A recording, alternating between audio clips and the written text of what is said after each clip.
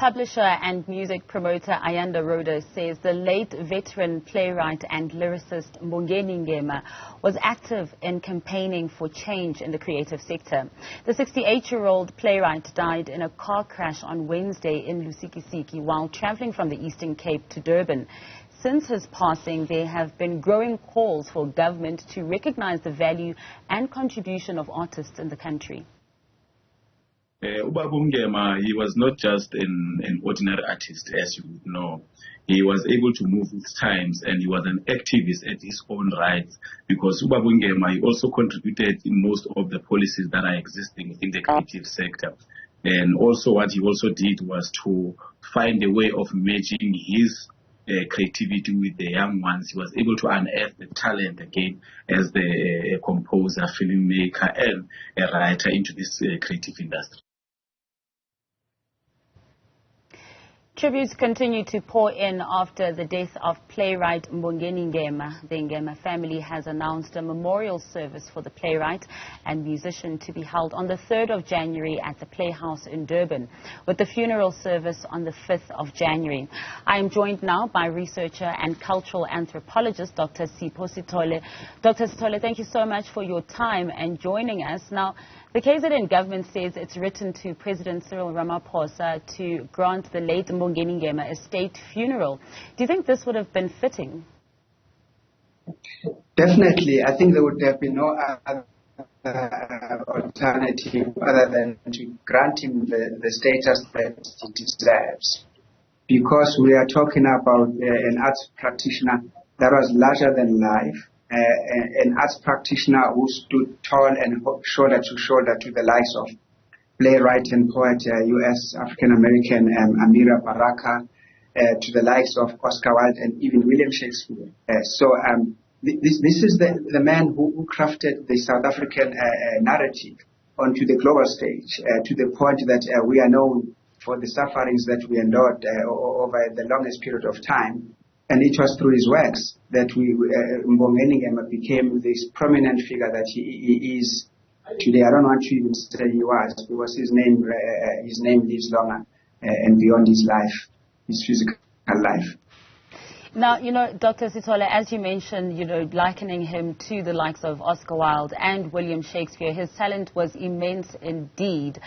Do you find that when we have this kind of a passing, that's when we are now more aware of these artists? Do we then sometimes forget about them? I think we would be doing grave injustice if we were to craft that narrative that says that Mbongeni Ngema is spoken about today only because he has passed away. If anybody in South Africa didn't know who Mbongeni Ngema was, or whether it's society in general or just government, I would say that person would have come from Mars, maybe just a day before Mbongeni Ngema's passing. Mbongeni Ngema, he was well known for his work, and we'll be playing to a wrong narrative that says, only now that we are talking about Mbongeni Ngema, and it would mean that we are really undermining the work that he has done. There's nobody who didn't know the work of Mbongeni Ngema. So I would personally steer away from that kind of narrative. Now, when you think about his gigantic contribution and, what more he could have contributed as well to the industry, just talk us through, where were you when you heard these tragic news and what went through your mind? Well, as you can see in the background, I'm in the village in Umsinga, and it flashed through my phone the very same night when that happened. And firstly, I thought it's one of those fake news, because one could not have thought that Mbongeni Ngema would pass away. And it's understandable and probably acceptable if someone had fallen ill over a period of time, and then you actually say he's rested. But to die in a tragic accident like that, for me, that is what went through my mind. I was like, but that is not how Mbongeni Ngema should depart on this earth. That was not his time, and he's been snatched away. We are talking about an individual here who was created by the unpalatable history that this country has endured over a period of time, but who refused to keep quiet. He used his pen, to to observe society from outside and critique it. And he refused to be complicit and to be implicated in society.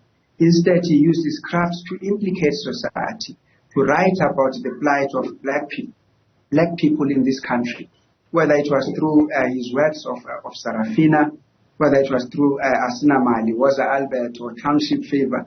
And just recently, I think a few weeks ago, he was doing Statamia the musical at the Durban Playhouse. And a few months ago, he was showcasing some other work at Monte Cassino. And we are talking about just this year alone. So this is someone who had not stopped creating. He was creating and he was continuing to create. So that is what went through my mind, to say that he didn't keep quiet. He always looked at society from outside and critiqued it and implicated society based on what he saw. And he wrote the stories that we saw. And you can see there's a theme in all the plays that he's done. I mean, and that was the man that he was, and that is what went through my mind. Now, we know that carnage on our roads is incredibly high, and even now at the festive season, we've been reporting on the number of road fatalities. Now, considering the way in which you touched on this, that Mbongeni Ngema passed away, is it what makes it so much more shocking as well? It is. I mean, I just drove from my home, which is another village, about 30 minutes to this village where I'm at to attend another family function. And I'm navigating through potholes for 30 minutes, just navigating which one is better than the other, which one is smaller than the other one. Is this pothole bigger? Am I able to go through it? And I'm driving a Jeep Wrangler, which is quite a big vehicle, but it is difficult. Now you can imagine if you are driving at night and you don't even see these potholes. This is what we are being subjected to. And it is a sad moment in this country that these roads are left to this state and they continue to deteriorate. Every day they are deteriorating because basically nobody cares. Mm. And speaking of that as well, you know, since his passing, there have been growing calls yet again for government to better recognize, one, the arts, but do you also think there will be growing calls about the state of our poor roads? Yeah, I think it's a scratched record because it's like you are talking to deaf ears. They know. They go through these blue lights every day. They can see these roads that are in such a terrible state. And we are losing lives every day, you know. And from Mbongeni Ngema, because he's a public figure, we get to know about his passing through an accident. And how many other no-name people who are passing today without being known that they have passed through a road accident. So, and it's exhausting. And I hope that this incident itself is going to be another just light bulb to say the roads are deteriorating and we are losing people. And maybe Mbongeni Ngema's passing is the way to maybe get government to do something about it. Dr. Sithole, what lessons do you think we can draw from Mbongeni Ngema's talents? Well, the lesson for me is very clear. This is the man who taught us not to keep quiet, even in the most oppressive regime, in the most oppressive time, when not keeping quiet would have landed you in jail or you would have died. And this is the person who, and for me, I'm always saying that if you are an artist, your role is to look at society and critique it without fear or favor.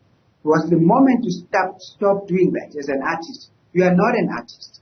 The artist is independent of the ills of society, but is also expected to address the ills of society. And we are asking that if you are a singer, you are a painter, you are a playwright, you are a dramatist, use the talent, the God-given talent that you have to make sure that you create awareness about what is happening, whether in your small community or in the bigger society or in the world at large. I mean, we saw this video of a young Palestinian, I think that boy is 12 years old, rapping. And one of the most amazing lyrics that I've heard from a young person who said, The bombs are dropping left and right, and we are losing families, young kids, and all of that. And he did that and put his face on video and spoke about it, because that is what we're expecting an artist to do. Yeah, truly creative indeed. And thank you so much for your time, Dr. Sithole. That was researcher and cultural anthropologist, Dr. Sipho Sithole.